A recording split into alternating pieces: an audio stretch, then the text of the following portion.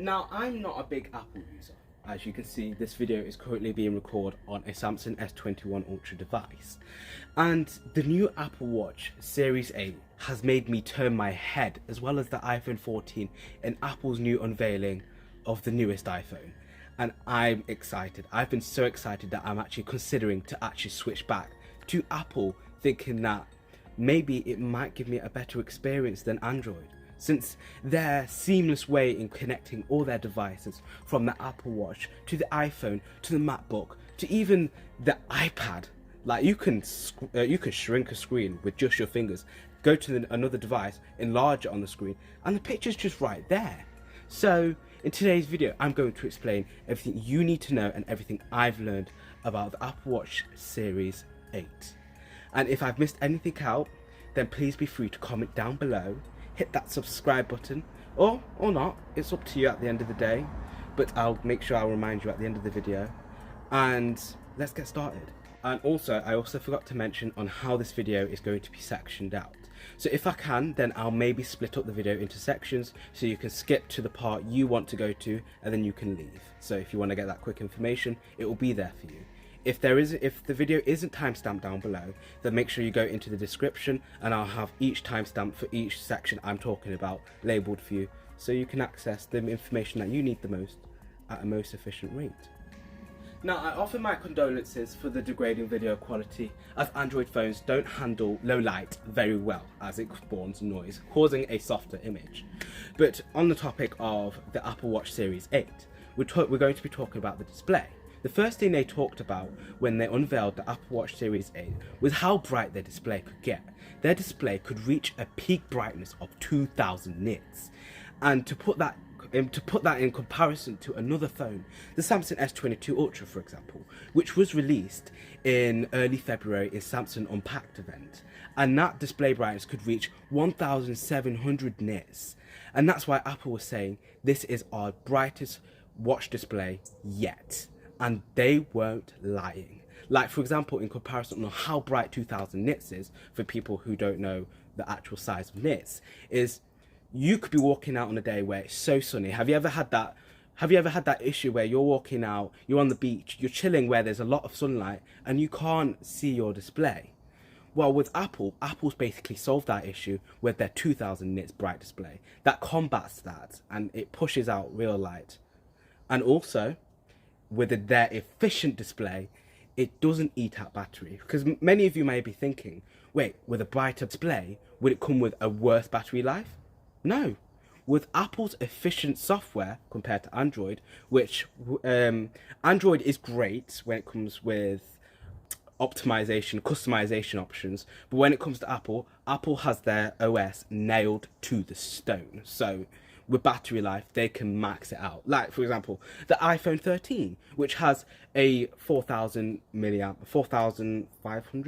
hour battery. Not sure, I probably got it wrong. They can manage to last that 10 hours. So imagine what they could do with the Apple Watch. And talking about battery life, I might as well talk about the battery life on the Apple Watch Series 8. But before I can explain the battery life, I also got to explain the actual Apple Watch Series 8 lineup. So on this side is the standard Apple Watch Series 8. This is for people who go by their daily lives, sleep with the watch, probably charge it, go to work and do the same thing on repeat. That's the Apple Watch Series 8. Now this is the Apple Watch Series 8 Ultra. This is for people who like to go on adventures, but who need that reliability on their phones and their Apple Watch for connectivity to help them when they're in help. And that's why Apple came out with the Apple Watch Series 8 Ultra, because they know that they have some purchasers, or some of you consumer of the item, that like to go on an adventure and need their Apple Watch to be rugged. And talking about the display and ruggedness, the Apple Watch Series 8 Ultra features a sapphire display. That is one below diamond. For example, many of you may not have watched Jerry Rigger's video, and when he would durability test the displays of phones, he would go with his most hardness picks and he would try to scratch the display. For example, glass scratches at a level 5, level 6 or 5, No, it scratches at a level 6 with deeper grooves at a level 7. That's what he would always say when he scratch tested the display. But with a sapphire display, it scratches at a level 9. Yeah, basically, your display is basically unscratchable. So when it comes to scratches, you won't need to worry. But most people will probably put screen protectors or film protectors over their display just to add that extra reassurance that their Apple Watch will be fine when they're on their rough journeys. It even features a bumper over the actual display, and this to protect the display from cracks, chips, and even scratches as well. So if you didn't have a screen protector to put on your Apple Watch at the moment, I would say I am 100% confident that you can go out and you can do what you need and the display will be perfectly fine and intact. Because if you think about it, since when are you hitting your watch everywhere? Your hand is mainly by your side, or you're either walking with a stick or you're walking around doing your daily activities. Your wrist doesn't usually go near any walls. So that's why I'm talking about the unlikelihood of the Apple Watch Series 8 screen scratching. But if you're talking about the Apple Watch Series 8 on its own, excluding the Ultra, I believe it has a ceramic display, and this would protect against cracks and, you know, shattering. But I wouldn't say it wasn't as durable as Sapphire. But I'm not sure if they've included it with all their lineup, since the information I'm getting is secondhand. So you know what to do. Take it with a grain of salt. So now the next thing we're going to be talking about is battery life. And that's another thing Apple emphasized in their release of the Apple Watch Series 8. 36 hours of base battery life, 64 hours of extended battery life.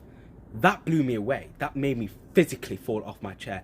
I was excited because, like, for example, Apple was also talking about their new nighttime tracking feature. But then that's finally possible with the Apple Watch Series 8 Ultra. You can finally go to bed without the watch dying in your sleep, without you having to charge it before you go to bed just to get that sleep measurement, because it's probably already at 50% because it's that efficient.